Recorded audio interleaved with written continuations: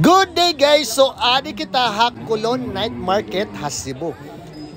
Damo didi iton mga pagkaon nga pwede pagpilian. May dagihapon mga snacks, may da mga pangiklupon ngan mairinom. Ngan syempre, pumili na kami kung haing kami makaon. So anamo na pilian ang tuslob buwa. Amo init waray hatakloban halete. So amon gintistingan man baga nagigisa-gisa katapos butang panakot kay usa inihiya nga sausawan hit puso marasa talaga, promise. Nakita na kiniha ibang mga video nga may dahi ni tuslubuwa Cebu. So gintistingan namon ngan pagkatapos ito guys human na kami mga so mabalik na kami nga tuit amon gintikangan.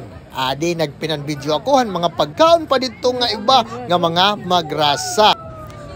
So, amo ito, nganhin, pagkabuwas liwat, kumadto liwat kami Starbucks. Siyempre, may Starbucks siya po na Cebu, kay Cebu City, dako nga city. So, adi, pumalit kami hin cake, pumalit kami hin kape, katapos nangita kami han ira mga souvenir, nga mga mamahal. Oh my God. Nganhin ako nagkuya-kuy la ako nag-standby nagulat han order ngan adi na an amon order ngan gindara namon ini tika don amon ging kaunan kakulop nga kaunan. Yes, kay marasat era silog didi.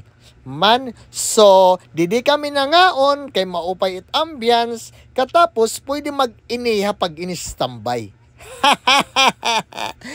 Thank you so much for watching.